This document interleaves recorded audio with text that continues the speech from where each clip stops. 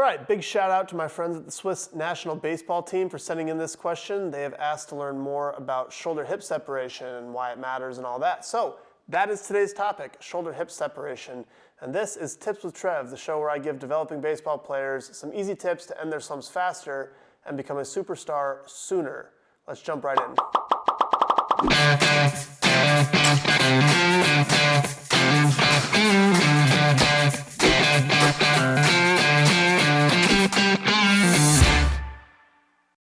All right, so shoulder-hip separation, there's three things that really matter. We're going to break this down into three parts.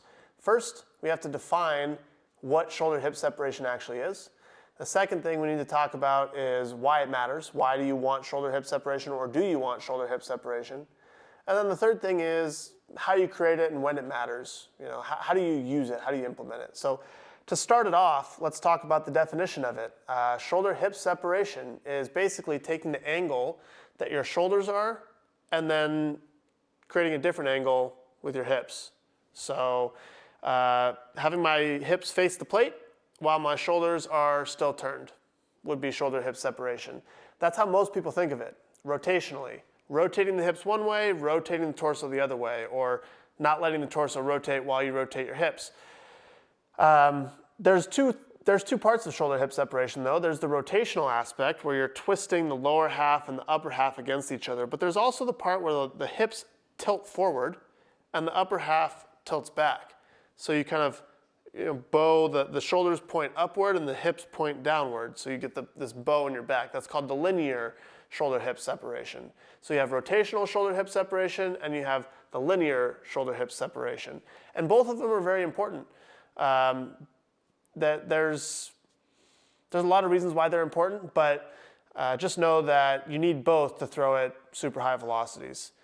So that gets us into, so we've defined it, and now we need to know how to use it and when it matters and why it matters and all that. So why it matters, well, in order to transfer energy from the lower half to the upper half to the arm to the ball, there has to be some sort of energy transfer system. So I think of it like a spring. I've talked to my friend Dean Jackson quite a bit. We're good friends, and this is kind of his analogy, so shout out to Dean for the spring analogy. But imagine you have a spring and you kind of compress the spring, and then when you let go of it, it springs out. That's kind of what the separation is, and the reason is because you have muscle fibers, and they look something like this. And so when the muscle locks down, you get stretch in the tendons.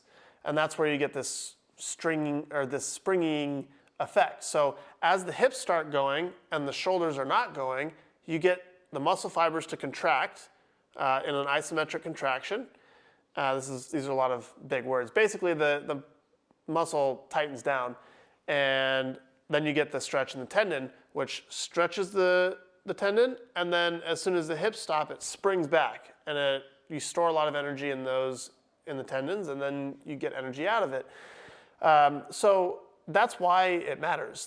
You need to get this kind of reflexive nature going on. So you get the hips going, and then you get this stretch, and it adds some energy to the system, and then you get some stretch in the shoulder and some external rotation, and you load the shoulder, and then the shoulder springs out into internal rotation, and then it kind of compounds as it goes up the chain. Same thing in the linear separation. The hips tilt forward, and so you get this bow in the back, so you get stretch across the front, and then when that snaps back down, then you get acceleration of the upper half. So it's all about energy transfer and having a way to create a springing effect in the body, in the core, in the shoulder.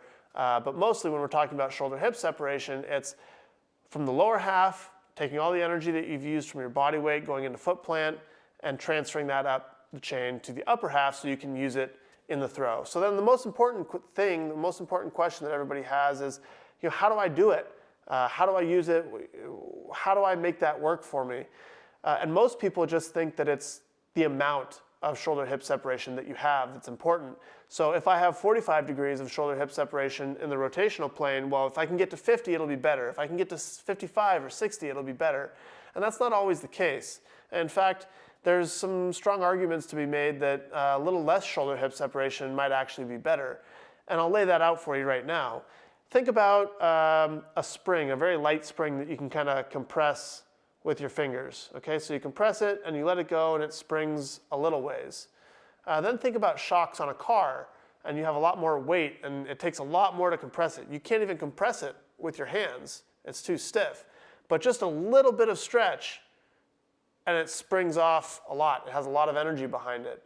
So there's a good argument to be made that if you just get really strong and you get a little bit less shoulder-hip separation, but it's tighter, you get more reflexive nature in the core, and you get more reflexivity, that's not even a word, reflexive properties out of the tendons, there we go, that it might actually be better than being super loose and just getting a lot of shoulder-hip separation, but not having the spring-back effect that you're looking for. So more is not always better is the main takeaway here. And same thing in the linear plane. When the hips tilt forward and your back bows, more is not always better. Being able to do a back bend like an acrobat in Cirque du Soleil or something like that, it doesn't mean that you can produce more power or more force coming out of that. It just means you're very flexible.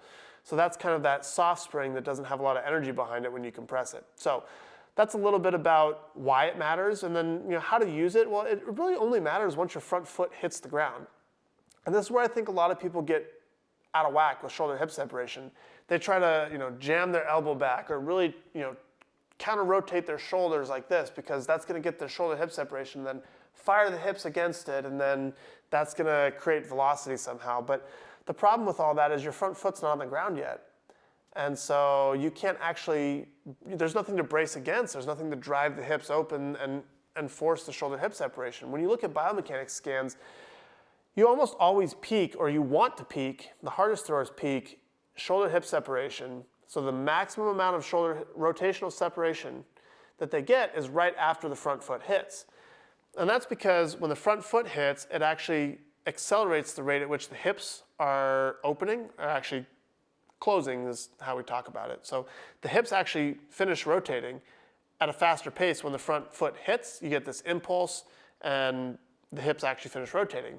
Well, when the hips speed up and they really rotate and they have something to drive against, the torso doesn't just automatically do that. It has inertia. It doesn't want to rotate that fast, so you get this extra little bit of shoulder-hip separation.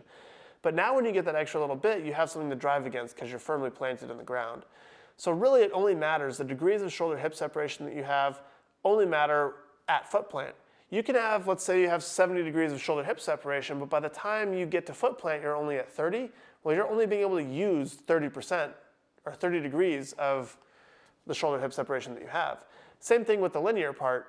If you get a lot of bow in your back early in the delivery, well, by the time you land, you've already gotten into that bow, so you don't have this like stretch and then something to push against. You don't have your front foot on the ground, so you can't use any of that energy, so you're just losing it. You get into end range and you don't get the reflexive properties in the tissue. You're just kind of at end range, and then you're trying to like actively push yourself forward into the throw.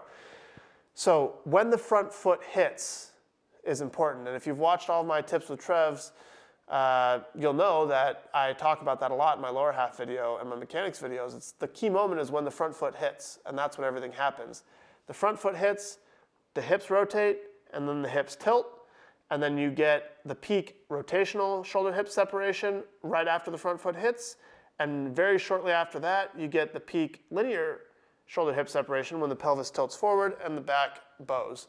And then you can transfer all that energy, you get a stretch, that's your spring, and then it shoots energy off into the next part of the delivery, which is the shoulder, the arm, and ultimately the ball, and that's how you create velocity. So that's a lot, pretty in-depth. I know it's a little bit hard to understand if you're not super well versed in it. I probably should make some more videos about it and break down exactly why this is and show some examples. But for today, just talking about shoulder-hip separation, that's kind of what matters. That's what it is. That's when you need to have it, why it's important, and then a little bit about how you create it. Using the front leg as the block, the lead leg block, using that to finish the hip rotation and actually tilt the pelvis forward. My one main takeaway, if I had to summarize this video into one thing, into one key point, it would be you want your shoulder hip separation to be at its maximum point in both the linear and rotational plane when right after your front foot hits. Right when it hits or right after it hits. Anything before that you can't really use. So trying to jam your elbow back or trying to like counter rotate your shoulders or really trying to like stay closed and like shoot the hips open or anything like that, it's just not going to work. The best way to do it is just keep your shoulders on a line, maybe slightly closed, the front shoulder a little bit closed, so there's a little bit of your back facing the plate, not much, and open the hips early so they get to like a little bit of a 45, maybe 30 to 45 degree angle at foot plant with your shoulders slightly closed. It's not that hard to do. Most people can get into that position, but just ride that out into foot plant, and then when the front foot hits, then the hips fire both rotationally, linearly. That's when you get the stretch, and that's when the big velo comes out. So hopefully something that I said here helps more so than it confuses. If you have any more questions about this, leave it in the comments for me. I know that this is a big part of velocity. So I know it's an important thing to a lot of people. There's a lot of misconceptions out there. So this is kind of an introductory lesson on what shoulder hip separation is, and probably we'll dive into it a lot more in the future. But that's all I have for you guys today. Again, shout out to the Swiss national team for sending that question in. I appreciate you guys watching my channel. Hopefully I'm helping you guys out. Any more questions you have, feel free to comment. Shoot me an email or whatever the case is. Let me know how I can be of assistance. That goes for anybody. United States, Canada, Mexico, Switzerland, Germany, Australia, worldwide. If you got any questions, would love to help. Let me know. That's all for today, and I'll see you in the next one. Have a good one.